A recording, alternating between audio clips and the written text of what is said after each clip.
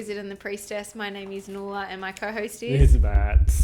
Oh, it's really loud. Did you see that? That's all right. Keep going. Okay. Perfect. Thank you for coming, welcome us in here today. What shall we chat about? So I know we've just gone through preconception. We've gone through the journey of pregnancy. Birth. Now we are in... the postpartum era. Okay. So we are going to touch straight away on an instant postpartum. Yep. So this is as soon as your baby comes out of your womb, your placenta has been delivered, your now baby is on your chest, you are holding them. What is happening in this moment physiologically is that there's been a spiral occurring, one energetic and one physically, where the blood flow has been moving in one direction, and now physiologically the blood flow is now changing direction. Mm-hmm. And there is this movement that happens, and that is what tends to happen when babies' hearts don't work properly, Right. or they think that there might be something going on with their heart. Yeah. It's actually that the process of that transition, that spiral that was going in, I can't think of the direction. What way does the blood spiral through the heart? Is it clockwise or Yep. anti-clockwise? Clockwise. So it's been moving anti-clockwise through the inside of the womb. Now as that baby's been born, it's moving now clockwise. Right. So that transition that happens as the breath starts, as the system turns on, as the child moves from fetus to child, as the death of the fetus occurs and the child becomes born, that is happening physically. Mm. Physiologically, there is a process where there is an energetics of the spiral. So we've spoken about the 5 elements previously that goes from kidney, through liver, through heart, down to earth and down into metal. Heart being fire. And we've seen that spiral happening. Mm. Now that actually is spiraling backwards as well. Okay. So it's like these two, so it's like the infinite ring, right? Yep. So they're moving, one is moving in one direction, one is moving in the other direction. Yep. And so you're imagining that there's, this 5-element energetics has now changed direction as well. So where we've gone from the generational cycle, which is growing life, Yeah. there is also the other aspect, which is moving in the opposite direction. It's called something else, and I've coughed. I don't know, my brain's let it go. It's been a big day. Either way. So that is happening Mm-hmm. physiologically. So energetically, not only is this baby very vulnerable to what is happening, has been happening throughout that whole birth process, it's now landing into this connection to human life, to human form, to breathing, to being one with mother, to being one with this new energetic flow. And so she's sort of bringing that all together now. Mm. And the mother in this moment ideally has been able to traverse birth in her power. She's able to sit and now feel the embrace of this new child, this new being, and just feel all the love, all the oxytocin, all of the energy that just feels, wow, I made it, I did it. We have traversed all of that, and now I get to sit in this energy. And it is the most profound feeling you could ever feel. It may not be that, oh, I just love my baby so much. That mightn't be the feeling you get. But after physiological birth, you should and will feel a sensation of like deep let go, deep softening and landing. And the thing is, in these immediate postpartum, we're still very much vulnerable. The veil is still very much down. Mm. And I would say this veil stays down for very down for the next 5 days. What do you mean by veil? Veil of, what is it, sort of like, between this world and that. It's sort of like this spiritual... Right. But maybe we can call it something even more, less metaphysical, more like energetically, she's open, very open, deliberately so that if she needs to run and jump or whatever she needs to do, she's capable of moving and being aware of what danger is. Now, So she's basically off planet almost. Yes, completely off the So planet. is that the veil you're talking about? That So is she's coming back to Earth. Coming back to Right, Earth again. okay. After being in the portal of birth, Sure. which I didn't even touch on the word portal in birth, but you're literally taken into another vortex in another world. Yeah. And then now you're still in the vortex in that initial postpartum. So what's happening in that time is monumental. You're rebuilding this new human that is now mother or mother again. And so being really conscious of the importance of those initial moments, hours, days, weeks, and so that she can process this experience that she's had. And so allowing herself to feel all the feelings. Yeah. And so one of the big things is to obviously, as we've spoken about in preparation for birth, it is really important that there is also a preparation for the postpartum in place. Quite a common thing I find, at least in the past, with the people I walk with, there's an awareness now of the importance of the postpartum. 5 years ago, when I did my master's thesis on postpartum care with traditional Chinese medicine, less so known. What about the registered model? Registered model aware Okay. of the importance of postpartum, but mainly in relation to the psychological health of a mother. So making sure that she's, not ready straight away to hurt herself or her baby. Yeah. And the physical health of her potential birth wear and tear or breastfeeding, those things. And then obviously baby's health within those first day, 24 hours Yep. To 48 hours, they're being checked and checked and checked and checked. Risk averted. Right. So yes, that, but then anything else outside of that, no. There's no real, yes, you should eat food, but there's no consciousness in the terms of what sort of food should she eat. Well, she should eat warm cooked foods. She should eat foods that are easy to digest, that are palatable, but also soft. So that the digestive system, which is very weak, has time to rebuild. So fermented foods? I would be more thinking like my position in those first, say, 3 to 5 days, or even 3 to 7 days, would be, congee rice soup. Right. So it's really just simple. Right. Not a lot of spice at that point. Lots of teas, lots of hydration. I know in my first postpartum, my partner was, I was like, I need 5 meals a day. Those meals can be anything of this. And I need you to offer them to me because I'm not thinking about them. I'm now thinking about this baby. So he would cook every meal. So we would have, I had congee placenta for the first few days, pretty much all I had. And then after that, I had like a seaweed soup with side of congee sometimes. I was having herbal teas often, usually freshly brewed herbs. And then I would have, just very, very simply soupy things.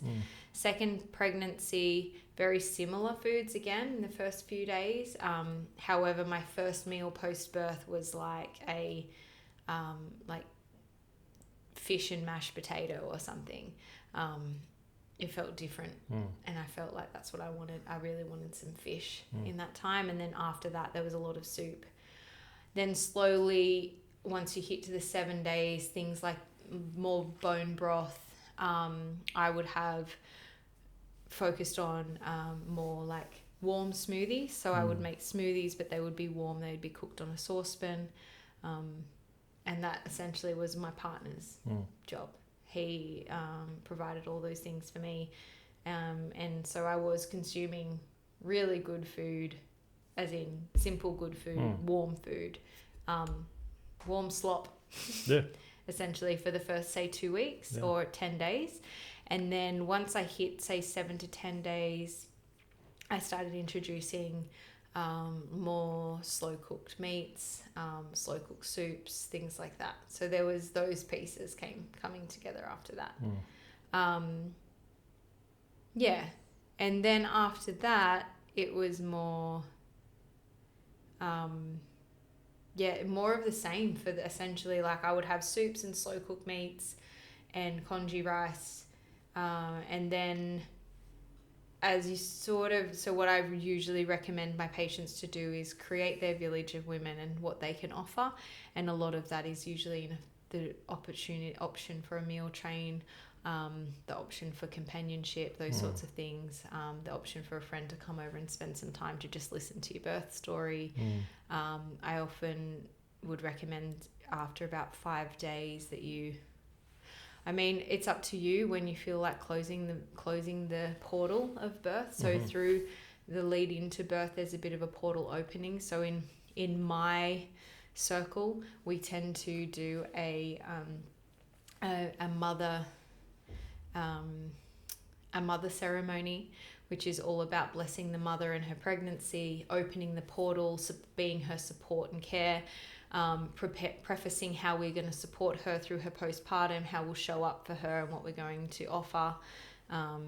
Also sharing beautiful words, beautiful gifts, things like that. The gift usually being in the form of massage and touch and, bathing her in love. Yeah. And then in the postpartum, we tend to do a ceremonious closing of the portal. And so in that ceremonious closing, we tend to come together, we'll wrap her up, following on the traditional it is a bit more of a South American tradition to close the bones in this way, but there's also, it's very Chinese, very Korean to ensure that the abdomen is closed. So I usually recommend closing down the portal within the first 7 days to 2 weeks. And what does that involve? We usually would sit in circle, same thing again, revere the mother, listen to her birth story, hold space for her to share whatever it is that she wants to share, honor her, massage her, wrap her up, tightly wrap her up in cloth. So literally wrap her up, like mummify her. Yep. And after we've massaged every piece of her body, then we sing to her, hold space for her, feed her, not like literally, but bring food and share space together, and then honor the baby. So we usually honor the baby. I kind of created this thing where I like us to offer the baby kind of like the fairy godmothers. So like a piece of ourselves that, we're going to continue to share with this child as they traverse their life. Not literally taking a chunk, just... No chunks physical, no. But more that just idea clarity of for the audience, that's all. Okay. Sorry guys if you were thinking that you were going to share a piece of your actual flesh. That's weird, yep. But Matt went there, so I guess we'll just clarify that. But no more like... I just like that idea of going into yourself and choosing the best piece of you that you can pass on. So it's sort of a bit of a reflective piece for the aunties to get involved in a way and be like, okay, actually, It's a nice symbology, yeah. Thank you. And so it's been really beautiful to be a part of this kind of culture creating. I'm sure it is absolutely not, I'm not creating these things, but it's more about bringing that back, bringing this ancestral wisdom back and allowing that to kind of resonate through the community of women that making babies and birthing babies. Yep. That feels really beautiful, but we do that. And it's just, I think the most important thing in supporting a postpartum woman is to be aware that she's very vulnerable and she's been immensely expanded. So when you go in, you still clear your energy before you enter that door. Yeah. You don't go in. Because she's really susceptible to everything. Yeah. Like completely open. Yeah. So if you go in there and like, oh man, Jane, did you hear what Jane did? Or like if you're, You've just experienced some really traumatic information. It's not the thing to be sharing with a really open mother. No, because she's an empty cup at that point, and everything in her vicinity puts a little bit into that cup. Mm-hmm. Yeah. And it is something to like, that's really cool that you say it like that, but being really conscious of that in a sense. It's like that empty cup, right? That could be, that's her motherhood cup. Mm. And how are we filling it back up? Boom. How are we refueling what is going to be her motherhood journey? And it's a brand new cup too. Totally. And essentially it's like that porcelain cup that's been like infused with gold, that idea of the broken cup, and then they've like put it together with the gold plates. It's like that's the cup, right? She was broken open through birth, through the portal, and she's come back, and now the gold is being put back into that actual cup itself. So how are we feeling? What sort of thread are we feeling through the porcelain to actually hold the cup together? So that is like next level, and this has been known traditionally, and in the ancestral model this is like so important to really hold her, to honor her, and to continue to see her as the miracle creator of life, to give her this space. So if someone doesn't have exposure to that or access to that for whatever reason, what would you recommend, say, comment? I would say that in the preparation for your birth, you need to be extra focused on the preparation for your postpartum. Right. So how you could do that for yourself without having a group of aunties or sisters or friends and family that are walking or traversing this path with you is to create some physical ritual. So personally, in my first birth, I had set myself up with a moxa stick and some massage oils that were specific for mainly just jojoba, but then there were some like rose-infused jojoba oil and things like that, really loving energetically. I also set myself up with some postpartum herbs so that I could do either a yoni steam or or do sitz baths or baths with the herbs within the bath to support healing of my vagina and my body. And then I would do things like dry brushing. So I would dry brush. I did this kind of ritual every day for the first few weeks with my first baby, where I would, and maybe not every day, but every other day I would do dry brushing. Then I would jump in the bath. I would sit there for an hour. I might listen to some really nice music. I'd get out. I'd then either massage my body with the oil or get my partner to. And then I would get him to do some moxa over my back. And I guess I'm thinking that this would be something that you have available, your partner available. Now, if you don't have a partner available, it's going to be really hard. But then you need to have a postpartum doula available, or a mother, or someone within your vicinity. It is incredibly difficult to traverse the initial postpartum alone, and it shouldn't be done. It's not designed to be done alone. It's not designed that. No. So I would incorporate, at least at the very least, if you don't have a village of women that are really supporting this process of vulnerability, I would stay away from them. I would keep myself very separate. And I would wait until I felt well enough to receive others' energy,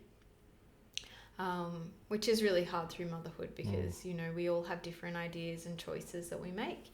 But it is, being conscious of who that village can be and who can come in. But if you are alone, it's to ritualize yourself and do this yourself. Honor yourself. So I was really particular about the postpartum after my first baby. Same with my second baby, but I did have more of a village my second baby, so I had a lot more of my women coming over and just spending a few hours with me. I probably saw a close friend every day for the first few weeks of my second baby, and they would take out my older daughter, who was 2 at the time, for a few hours and then come back. And then we would just be together, and then I would spend the time with them, and they would, were able to listen to me, and I could talk through anything that I wanted to talk through, and all those bits and pieces. So yeah, I'm really into self-massage in that time. Really focused, however you birth, no matter how you birth, all of these pieces can be done. I guess in terms of having baths is probably not a recommended thing for someone who's had a surgical birth. However, if you're open to birth, having those baths, I mean, it is pretty cool what you're saying last week about maybe not showering for a while. Like, you don't need to clean. It's not about cleaning. It's more about like touching and nourishing. And I mean, oil is probably going to wash away the microbials that the baby's laying on, but maybe you just keep, I mean, I never put oil on my breasts or across the top of my chest, but I definitely massaged my belly and the rest of my body. So it actually is sort of interesting how that is, because I probably didn't do much here, where the baby would mostly be laying and connecting. Consciously or not? Not conscious. Yeah. Yeah, not really, not conscious at all. Which is kind of cool. But yeah, so it's just like really connecting to your own body, really revering your own body. I'm big on that, is teaching, especially when I was a yoga teacher, I'd always talk about, how you touch your own body, self-pleasure. And that's not necessarily through masturbation or nipple stimulation or anything that's erotic. It's more in the actual bringing eroticism into the day-to-day, where you're just touching your body in a really conscious and loving way. And so that's a really big one for me. And then I would do belly binding. So I use for my second birth. My first birth, I used like a Benku. It's not called Benku. I think it's called Benku. It's a traditional Thai wrap to wrap up the abdomen. And I did that for the first 5 days. I would wrap up my abdomen after this ritual of having this sitz bath and massage and things like that. Is that for splitting, or is that a symbolic thing? I see it's a more physical thing. So from what I'd studied and what I identified, it is to help the organs move back to their position in the abdominal cavity. And obviously to keep it warm, so that you feel after you've birthed a baby, your abdomen just feels very weak and open. So sometimes it literally does open, not only from a surgical point of view, but diastasis recti. Oh, for sure. It just splits. Yeah. So your capacity to hold the center, your stuff, everything together has diminished. Yeah, absolutely. And I mean, so yeah, it feels like, I think the baby kind of, I have had pretty severe separation from my second baby, a little bit in my first two, but my second baby, and I'm imagining the third too, I will be. You know what to do now. Fantastic, but right? It's just, it is. So, I don't really believe that there is this idea, and if you use the shorts, there's certain shorts that you can wear that hope to hold everything in and are really amazing, and every physio will recommend them to help bring the body back in, because that actually, that's going to help the tissue connect, and that's so good. And I don't necessarily believe that's the case, because I don't think it can. No. Just going off what you said. Yeah. So a pair of pants aren't going to do that. However, from my perspective, energetically, we've got to think of it in that sense. It's holding everything back together. So it's got its place. Totally. But it doesn't, I would really argue, it's like those posture straps. Oh, yeah. They just, no. Yeah, right. No, I can't. The brain has to know.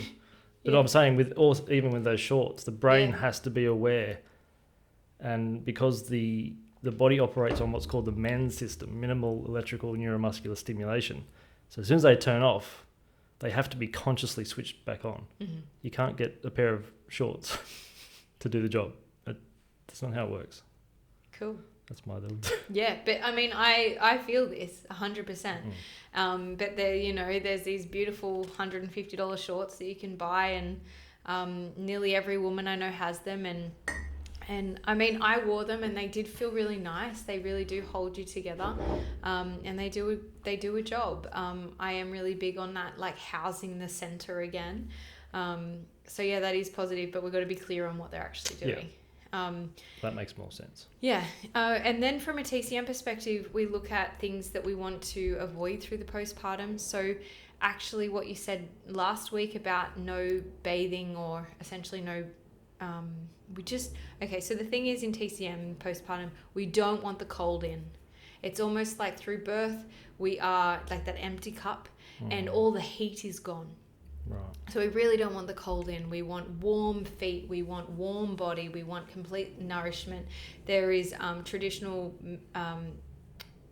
practices that are like steaming the body, where you lay over a steam, like a fire that literally steams your whole body, and then you're massaged. You're laying over these leaves that are steaming into your system, and then you're massaged and wrapped up and like mummified, and then put into bed, and then you're left like kept in your bed for 2 weeks, and you don't move, and it's like all of this, just like nourish, keep warming, just stay calm.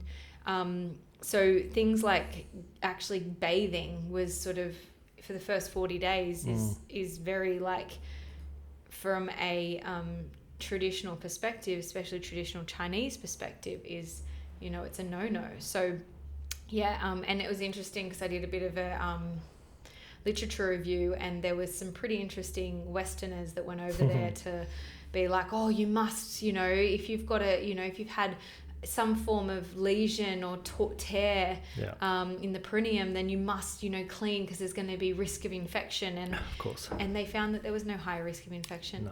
No. There was no high risk of anything, and other than that, and the mothers didn't bathe at all for a month. So like that is definitely didn't wash their hair or get wet.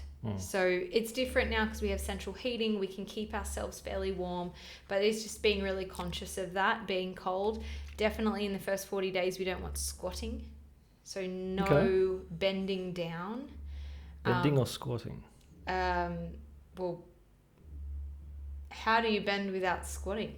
Well, bending's from the hip, squatting's typically with the legs first. Oh. Yeah. Bending to me is from the knees. If I'm going to bend. That explains a lot. But a new mother bends down all the time.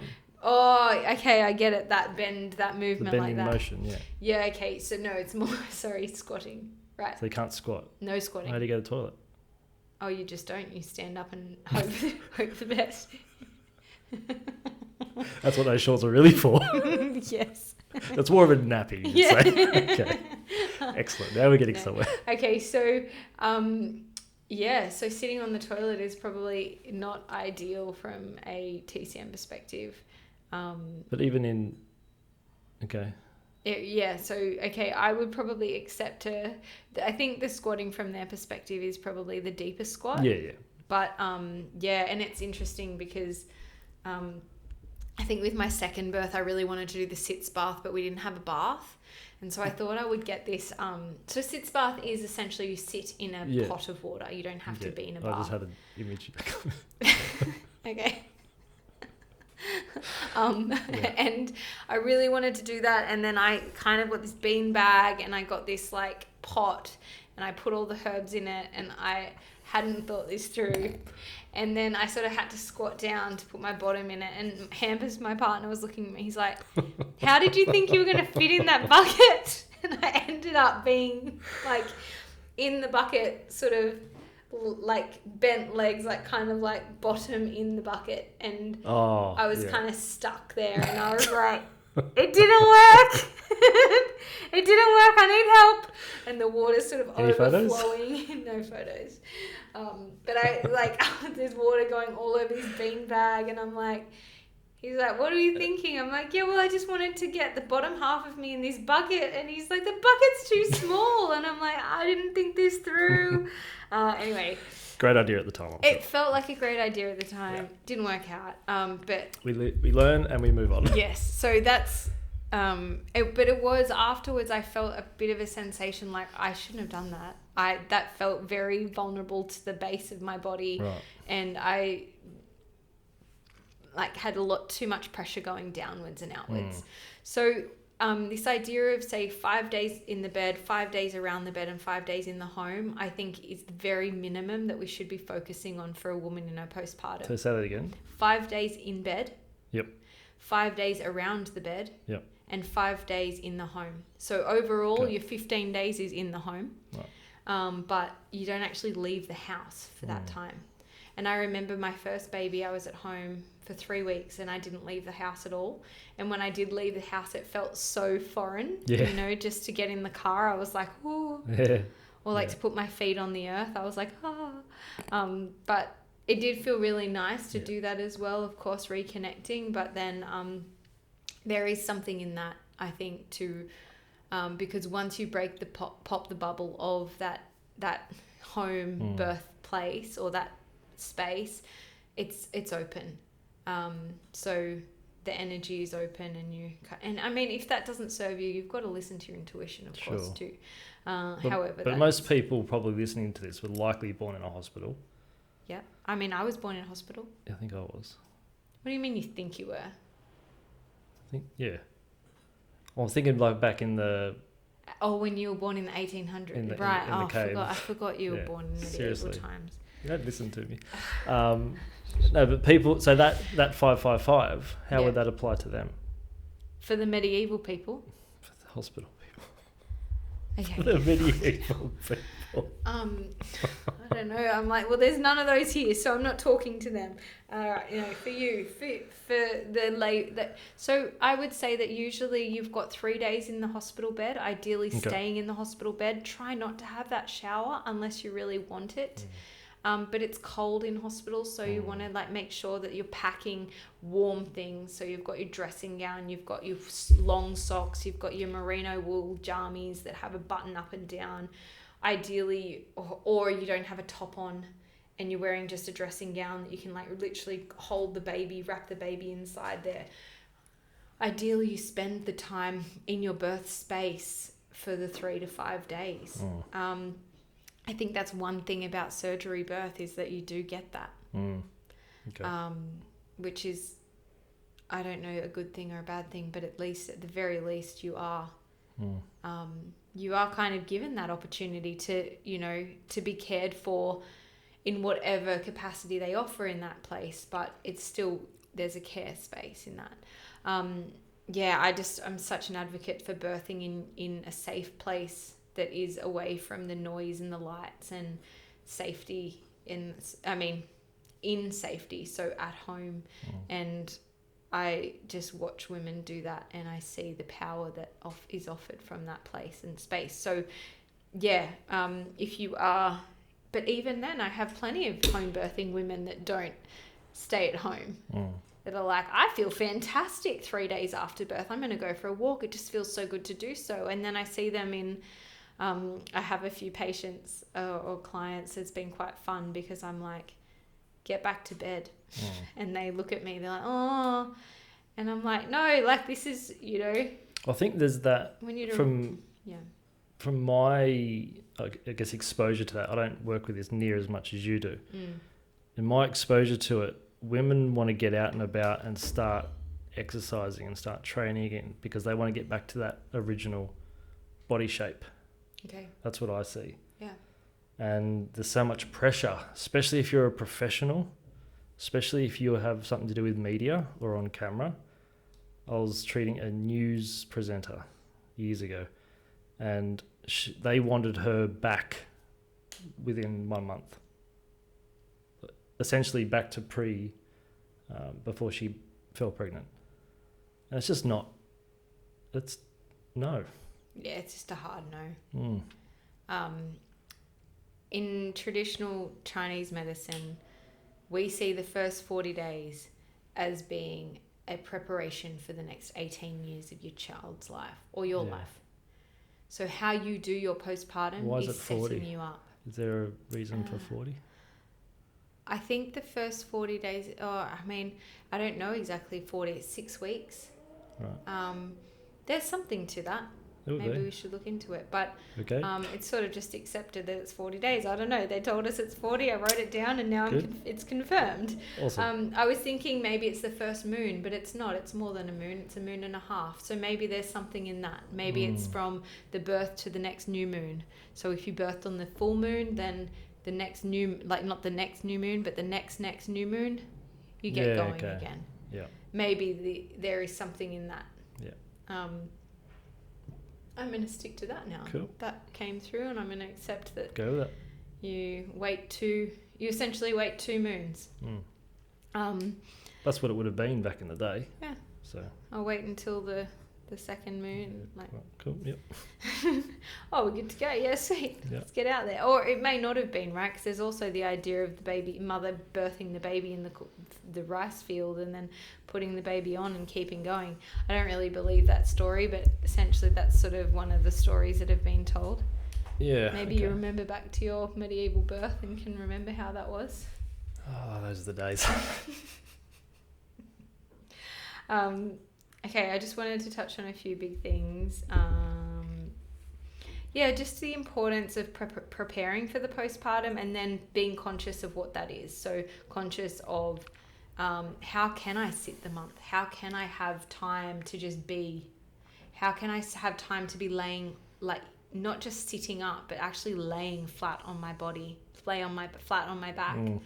And in doing that, I'm allowing my baby to bond with me and just be skin to skin with me, eating up all those microbials and really building their immune system and building it from a place that isn't vibrationally dysregulated. So you are held and revered and loved on so that they are held and revered and loved on. And going back to that skin thing, people will... I mean, we're in a clean freak almost age now where everything has to be wiped down. Everything has to be 99.9% bacteria killed. We are bacteria. Our immune system is bacteria. We are 10 times more bacteria than we are human. There is so much bacteria in our environment. I would be here all day looking at bacteria, interacting with bacteria. So it's not the bacteria per se that makes you sick. It's the effect that what it activates within the body. And it's usually an activation of detox, which is what they claim viruses to do. So that's what makes you sick. It's not the bacteria per se, but we need the bacteria. Absolutely. I interrupted. Keep going. No, it's really good. That's it. And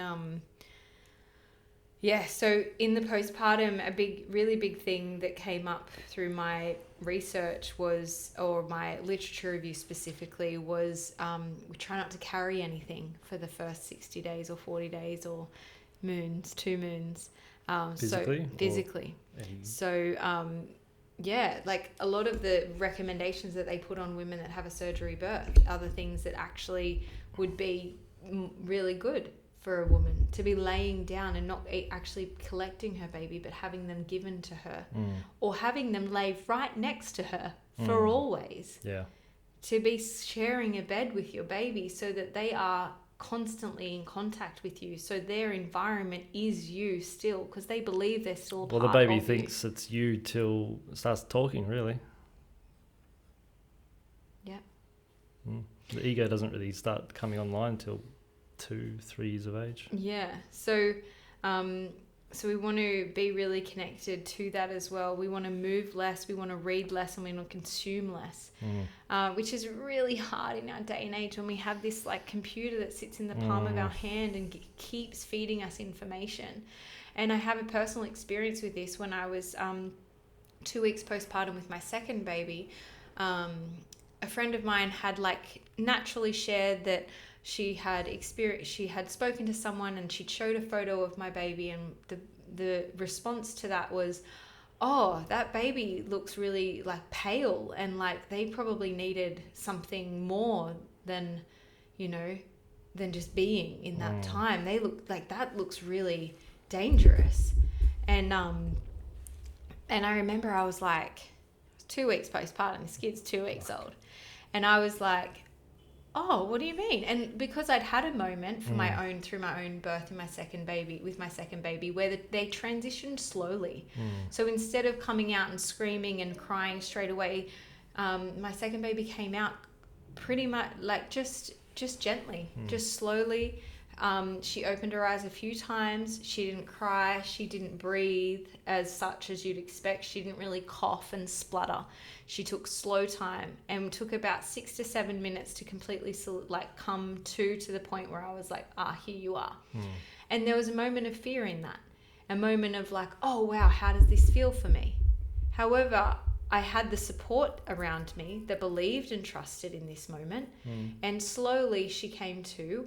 And maybe that was because in my 8th month of pregnancy, I hadn't really supported her lungs as much as supporting my own. And I was experiencing fear and disconnect and disharmony. And maybe that when she did come to life or come into human life, that she wasn't fully ready because she hadn't felt that energetic transition. I can look at that on reflection. However, in that moment, there was a piece of fear. I then was softened with that fear because my support system was just in complete love and devotion, and they could see that she was coming to, but she was moving at her pace. And I truly believed that too, but there was piece of me that fear still did come.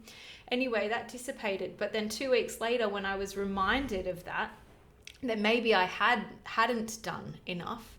I had a beautiful baby, feeding, sleeping, nourished, big and plump. Everything about her was amazing. My healing was perfect in terms of I felt really well.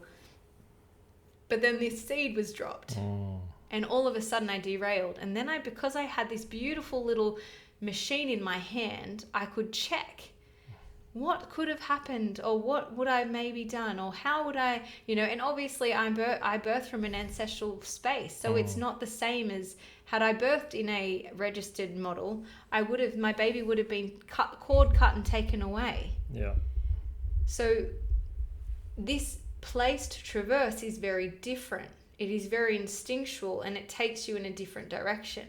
It's always about coming back and introspecting, and then obviously having a support team that do see and trust and acknowledge birth and have that awareness around it. So either way, I was really vulnerable. And by having this little phone next to me, I was able to consume more, which sent me more into a spiral of, oh wow, and I am me. I am pretty conscious and aware of what's going on. I was very much trusting in that moment, but that seed was planted. And that brought that fear back, and that brought that distrust in what I had believed in. And since, say, postpartum depression is on the rise, do you think that would obviously play a huge role in that? Because you've got to keep up with the Joneses, right? Yeah, I would say more than anything is that we do not have the ancestral model floating through our bones. We do not have the women that birth their babies that believe in birth to the extent that we need them. Yeah. My mother's generation, probably yours too, is like the beginning of obstetric, like empowerment. So when that was empowered, epidurals were introduced. Surgical birth was on the rise. Not to the extent of today, where we're actually looking at almost 40% of all birth is a surgical birth. There's enough literature to say that should be around 10%, and more than that is an indicator that there is something really wrong, and they're not necessary. Either way, coming back to this idea of that vulnerability. And what was that? What did you just say before? About the postpartum depression. Yeah, so postpartum depression, I would say there's so many layers to that. I would say most of the postpartum depression aspect comes from the way you birth and comes from the way you traverse pregnancy, which comes from the way you traverse preconception.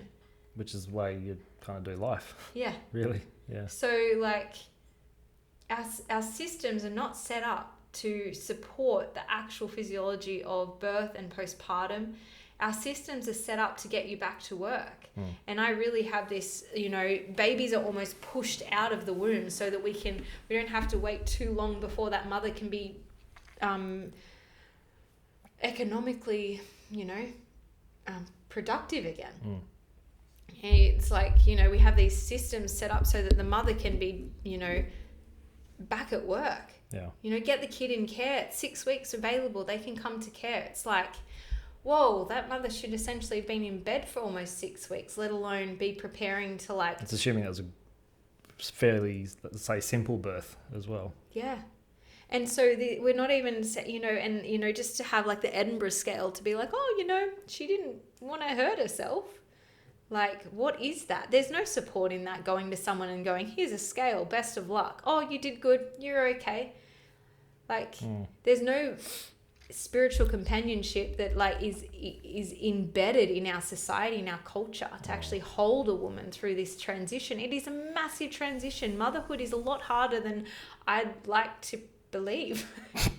And I know this idea of, we need the village. Of course we needed the village. The village doesn't exist right now. We have to create what is the next best thing. Yeah. And that can be in preparing ourselves for a birth with the right people around us. That can be preparing ourselves for the postpartum. So no matter how the birth turned out, I have enough people around me that are going to feed me, love me, revere me, and just hold let you rest me first. and let me rest. Yeah. Because rest is the answer to everything. And so one thing is like, I know I need to rest, but how can I rest? Well, we need to get these things in place. Well, because you've got this brand new human that you're in charge of. Oh, yeah. And you've got your constant, the mother instincts kick in. I've got to look after, I've got to look after, I've got to laugh. But as you said, you've got that community around you. So you can get a few hours sleep here and there. And you trust the people who are in that little village. And so you can decide what goes in that cup. Because if that cup stays empty and you're worried about the cup being empty and you're worried about what's around the cup, these layers add on to just further depletion, not only of the body, but your emotions, your mental capacity, and your spirit just dwindles. Yeah, and I think it would be really cool to do a study on how women traverse that first month of postpartum and how well they feel at 6 months. And because if you do, like, I can attest that my first baby, the first 3 weeks were really well looked after. After that, my partner went back to work and I sort of lost a bit of the village in a sense of what was around me. However, at 6 months, I hadn't slept next to it all. And I felt quite okay. Like, I was not mentally incapable. I was not emotionally wrecked. And then I went back to work and work actually rattled me more than what the first 6 months. But it was obvious because I wasn't sleeping very well. My baby was feeding, and I was very much in the sense of like just trusting and going with. So I always went with. When she wanted to be fed, she was fed. When she wanted to sleep, she slept. When she didn't want to sleep, well, I would try and put her to sleep and she just didn't want to sleep. So we just ended up spending a lot of time together, skin to skin, me holding her, and that was it. And that actually felt really good for me. So I think that I moved through that really dark time quite okay. And the same with my second baby, she slept a lot better. So by 6 months after having support for my first, for that first month, even though I was traversing really big emotions for my second daughter, there was lots of guilt, there was lots of disharmony that I was watching her experience. And, that took a year for us to kind of work through. Now she's like, preparing for this the big sister role again, which feels very different for her now. And I'm sure she doesn't really have the cognitive recognition of what it was like at that point. But, like there's layers to everything. And I imagine if you've had a fourth and a fifth baby and all of the things that come with that, more awareness, more experience, that obviously is serving more. But the more we lean in, listen in, take the little bits. But what was I going to say? With all things, remember you are trying your best and you will heal because you're made to. And to thrive, you must believe that you can live life fully. So it's like, yeah, just that kind of consciousness around, you're made for this, you're made to heal from this. And then how can you help yourself thrive? Because you have to believe that that's possible. But yeah, I think that if we can support the journey, and obviously the spiritual journey of pregnancy, postpartum, and honor that, honor your journey, however it is. I have plenty of friends and patients that don't do as I do. You know, there's not many people that birth at home, although it is becoming more popular, which is beautiful to see. Then there's also, you know, there's not many people that will put a good $1 into their postpartum. But I see it time and time again, like that energetic transference is massive. Yeah. And yeah. So I was speaking to a patient the other day who told me that her doctor told her that she asked, how long should I breastfeed? And the doctor said, 6 to 8 months. That seems a bit short for me. Yeah, I mean, breastfeeding is another one. Like, obviously, that is really important for connection. It's really important for baby's growth. It's the best meal for a baby. Obviously, your breast milk, even best, like absolute best option. And science can't mimic it. No, it can't. But that's not to say that you can't do, if something isn't working because you are feeling a lot of things, that you emotionally have been shaken, not gently stirred through a process. So what you did there. That becomes hard. Yeah. And, you know, what is most important is that mother also feels safe and held and nourished to choose her choice, to make her choice. But, yeah, I am a massive breastfeeding advocate, but I don't, you know, my choices and my belief is that it is the best source of nutrients, especially for the first year of life, and beyond. Not only for nutrients, but for the bonding that it creates between mother and child. My circle of people breastfeed. I've breastfed both of my babies until between 18 and 20 months, 22 months almost, for my second. And yeah, I don't know. There's some reason why people say not to breastfeed for longer. I think it really is a mother's intuitive journey. I think that you should want to breastfeed your child. It is absolutely the most natural thing you can do. There's not only that, it's good for the mum as well. Fantastic for the mother. That connection that is created. I think there was a really cool study done about looking into a baby's eyes and the way that actually heals. And if you've ever breastfed and you've looked into your child's eyes as they're breastfeeding, it is like one of the most, it's like this circular energetic connection that I'd have to say I've only ever experienced again with my children once they finish their breastfeeding journey, whilst doing a session with one of our clinicians here, Sam, who is an osteopath, but a very spiritual osteopath. And seeing them look in my eyes after one of her sessions was the next time I saw that again. So not only is it good for the connection, but speaking of the splitting of the abdominals, it's one of the quickest ways to bring that back naturally. As the infant bites down and draws back, not only is the infant getting their temporomandibular joint conditioned, they're also they're waking up their multifidus muscles, so they're actually getting spinal conditioning at the same time. And because the breast has nerve fibers that it shares with the uterus, it causes the uterus to contract, and it actually brings the abdominal wall back into its original condition. So the body goes back to what it knows pre-pregnancy. So everyone wins, really. Honestly, the complexity and simplicity of the human form is, you know, we have to revere that. And we have to honor this like species that we are, like. And I think that the postpartum is like such an important point and poignant point in a woman's life to actually, you know, especially post-birth and all of those things. Like you've just transitioned. This is the aftermath of that. And you're now learning this new human's way of being and your new life. Yeah. And for many women, that can feel really like overwhelming. Course, understandably so.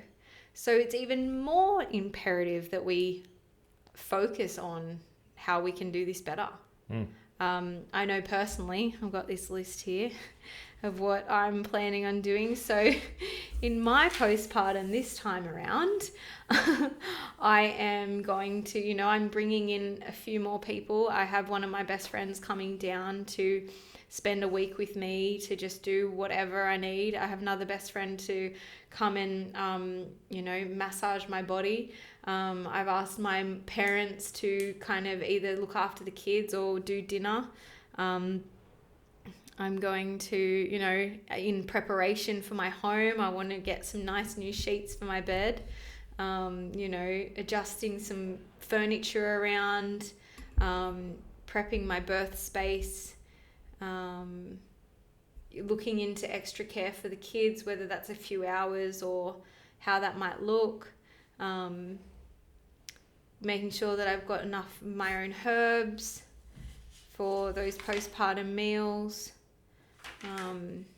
So this is me doing my preparation for the postpartum, is like making my environment feel really lush and nourished. I also have sort of been vetoed, but I've got these matching pajamas that I want to buy for me and the kids, and Hampus asked me the other day, do I get a say in this? I was like, nah, man, you don't. He's like, that's a $400 invoice. You are not getting pajamas for $400. I was like, I think I might be. I think we might be matching. And I'm like, if you want a pair, I think they only sell women, so I'll try to get you extra large. We'll try for the best. Smile and nod, Hamps. But yeah, just like all these little bits and pieces to just that is my preparation for my initial postpartum, and then obviously from that point on is just ensuring that I'm not alone. I think that is what one of the biggest things is, that we do this thing where we disconnect from people and we connect to our phone and we trust the information that we're receiving, instead of when missing out on that ancestral wisdom that is passed down from generation to generation. And I feel like we're waking it back up and igniting that in whatever way we are. So thank you for listening, everyone. Was there something more you wanted to share about postpartum, Matt? I think that was a good wrap. Good wrap. If you need any extra support in the postpartum, if you live in the southern Sydney area, we have resources, and I might actually post some of those at the bottom of this in the notes. What are they notes? called? Do we have notes? Yeah, on the Spotify thing. On the blurby. Yeah, on the notes section, we're going to share some people that some resources. That's what I'm. Yes. So you can receive some resources, some people that will be able to guide you, and some options that I recommend and Matt recommends in terms of how to prepare yourself. So yeah, hope you enjoyed that one. Thanks. What? Peace. Thanks, everyone.